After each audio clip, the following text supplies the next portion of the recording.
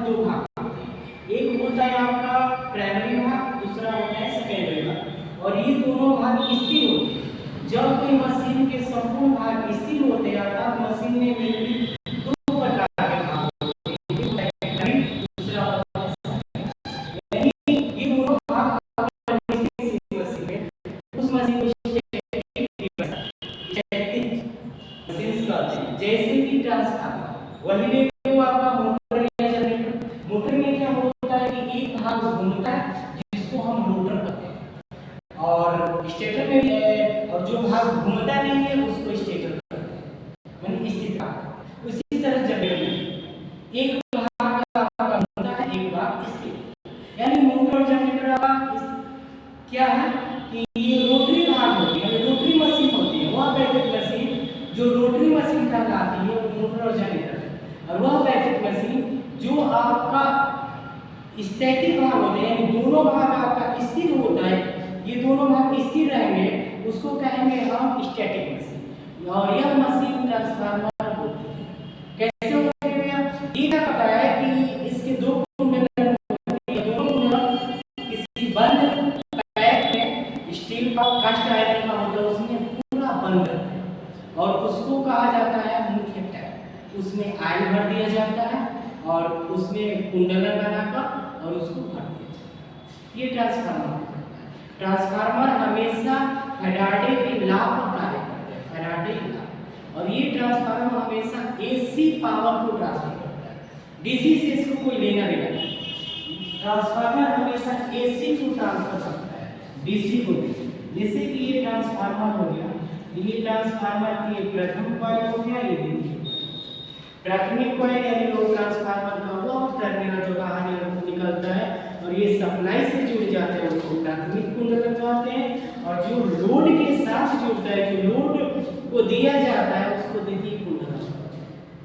अर्थात ट्रांसफार्मर एक static device है और ये केवल एसी पावर को ट्रांसफर करता है। कैसे करता है भैया?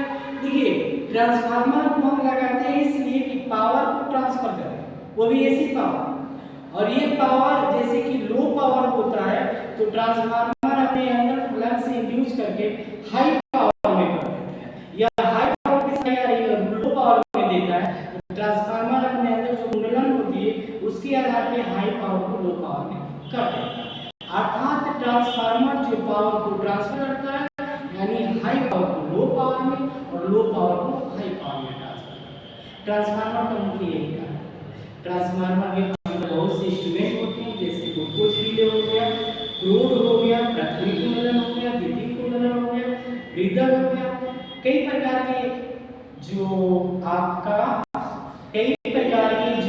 इंस्ट्रूमेंट होते हैं उसके बारे में थोड़ा डिटेल हम आज पढ़ेंगे। और क्या पढ़ेंगे?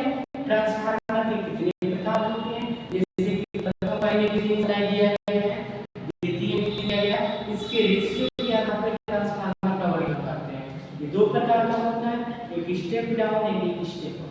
अगर इस प्रथम कॉइल में सप्लाई अधिक है, द्वितीय में कम है, या द्वितीय में अधिक है या प्रथम में कम है, इसके अनुसार ट्रांसफार्मर का वर्गीकरण। ट्रांसफार्मर के अंदर क्रूड लगे होते हैं, क्रूड।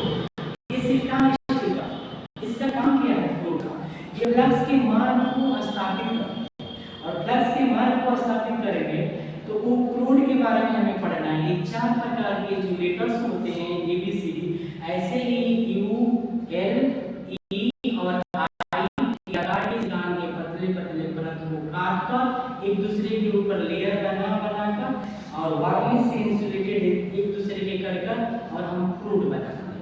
क्रूड इसलिए बनाते हैं कि उसी क्रूड के कारण फ्लक्स क्या हो इंड्यूस हो, एक कुंडलन से द्वितीय कुंडलन में चले जाए। ये आपका क्रूड। उसी तरह आपका ग्लूकोज भी रिले होता है। ग्लूकोज रिले आपके ट्रांसफार्मर के इंटरनल भाग को क्या करता है कि वो सेफ्टी करता है। अब इसी तरह हम क्या करेंगे, ट्रांसफार्मर का वर्गीकरण देते हैं। और चलिए आज उसी का हम